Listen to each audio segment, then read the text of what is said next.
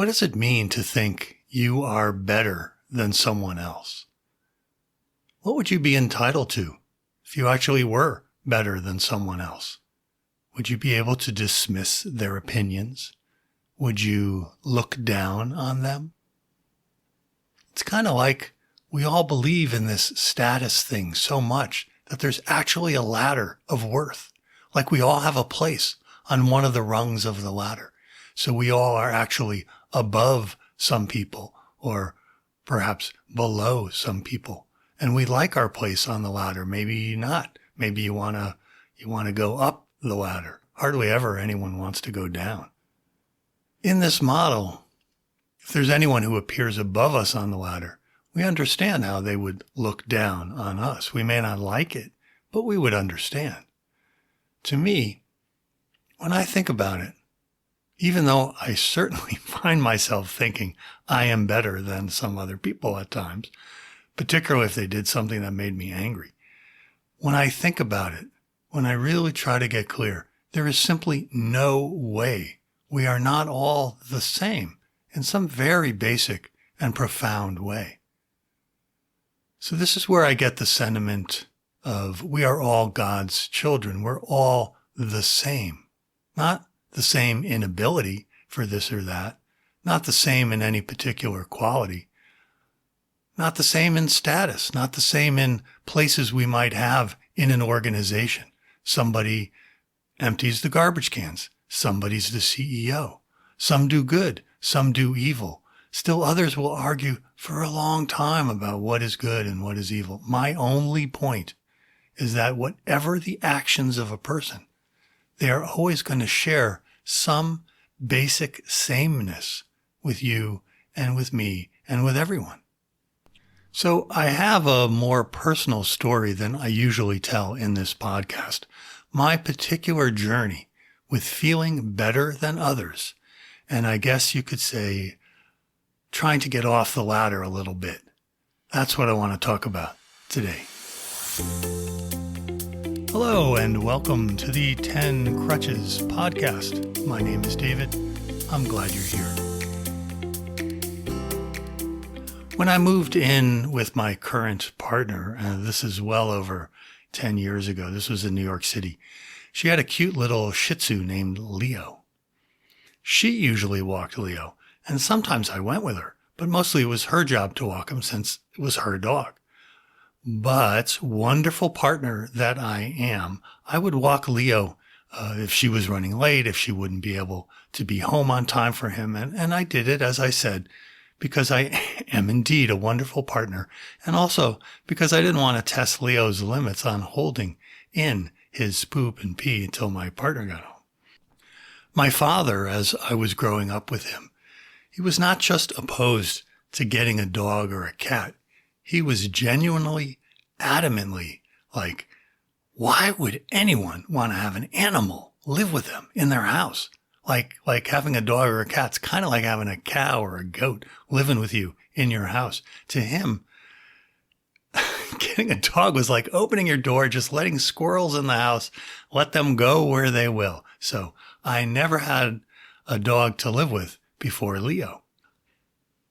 On our occasional little walks, I soon discovered it could actually be quite pleasant to take a dog for a walk. It was just around the block, past the neighborhood's children's playground, back up the other side of the street. There was a little hard plastic container with the biodegradable doggy bags attached to the leash that we used. And I would use a bag each time to pick up Leo's poop. And I don't mean to be too graphic here, but in case you've never done anything like this, like I had never done, here's the procedure. You tear off a bag from the roll and you open up the bag, and then you put your hand inside the bag.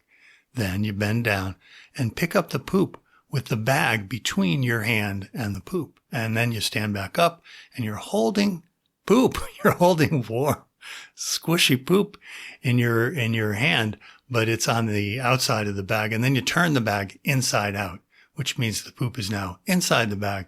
You tie a knot, you throw the bag away. Easy peasy. To some people, might they find that disgusting? Well, yeah, sure, I guess.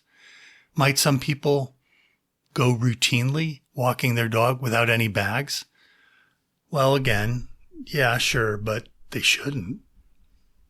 I noticed how many people in our neighborhood left their dog's poop just laying there on the sidewalk.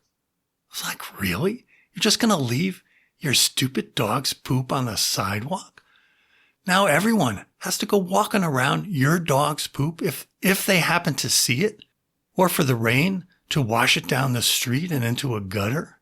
Those aren't sewer lines heading to a water treatment plant like we flush our toilets and stuff into. These are pipes that are supposed to catch rainwater from the street and take it to the river. What the fuck are you doing? Leaving your dog's shit directly in front of a children's playground? What kind of a fucking idiot are you? Well, you could tell I was getting pretty angry. I never did see anyone else walking their dogs around, but I heard plenty of barking from time to time coming from inside some of the houses in the neighborhood, and I saw all that shit on the sidewalk. So there was plenty of evidence that people were just not doing their civic duty. Now, at this time, I happened to be, I guess you could call it, working with anger.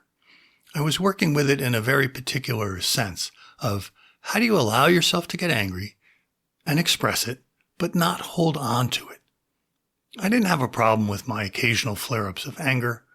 I certainly could express the anger if I needed to, but most of the time, I would find a way to let it go.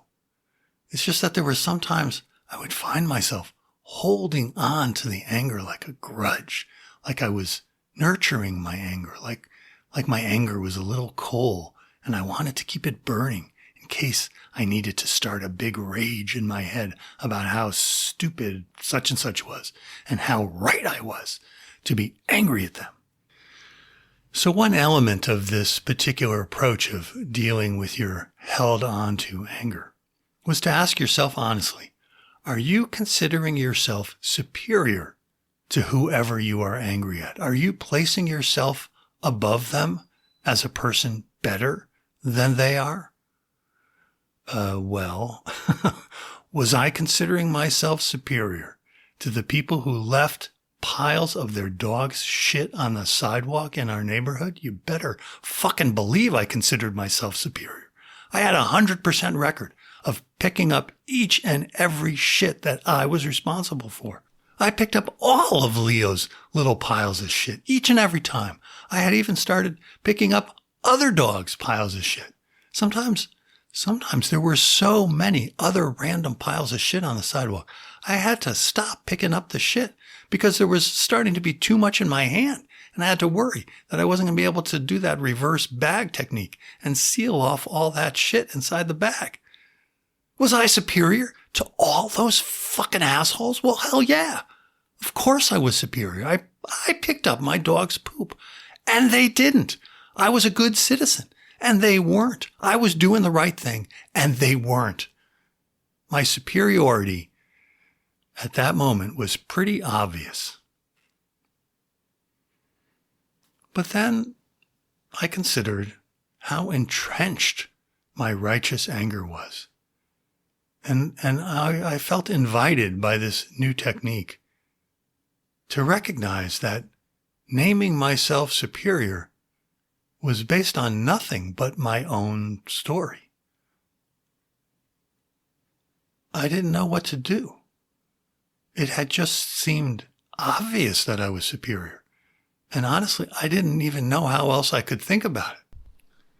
But as the weeks went by with me still picking up Leo's poop all the time and still occasionally picking up some of the other dog's poop, I did start to wonder, why exactly did people leave behind their dog's poop? Was this pile here, this particular pile, was it because someone was on their phone and just not paying attention? Maybe they didn't even realize their dog had pooped. Maybe they couldn't afford bags. Maybe they genuinely thought the rain would wash it away and they weren't thinking about polluting the water. Maybe they even thought the poop was going to biodegrade and be beneficial in some way, like adding compost to the environment. The thing was, I just didn't know. And the more I tried to think about these people, the more I realized I didn't know anything about them. After a time, I found myself just picking up shit. Leo shit, some other dog shit. I mean, I was the one that didn't want it on the sidewalk, so it was on me to pick it up, I guess. But I found as time went on, I was doing it without that rant in my head. The anger had indeed faded. I have since moved away from that neighborhood, and I'm sorry in a way I never got a chance to ask anyone. Why were they leaving their dog's poop on the sidewalk? I know it's easy for people to get defensive, and it would have been very easy for me to sound accusatory and even to be accusatory. It'd be easy for someone to think I was trying to posture over them, that I was thinking that I was better than them if I asked them about it. I can't say I purified myself completely or anything like that, but all that righteous anger, at least in that one dimension, it really did subside. All I can say now is that it's a great question to practice with. Are you really better than the person you're angry with? Of course, the answer always starts out with a big fat yes.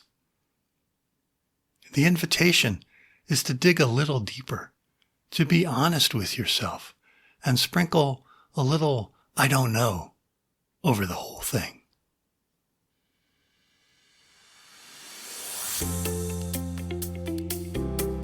Thank you so much for listening. I'll see you next time.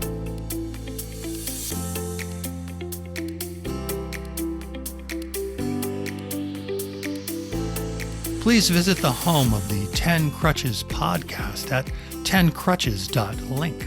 That's 10crutches.link.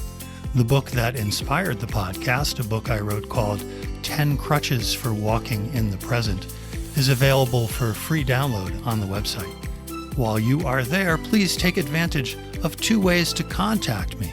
You can send me an email, or you can make a voice recording. If you have a great question, I may be able to use it for the podcast. Also on the website, you can visit the archive to hear any published episode and see show notes for any and every show. Thanks so much for listening. And once again, thanks so much for listening. And I won't say it once again. See you next time.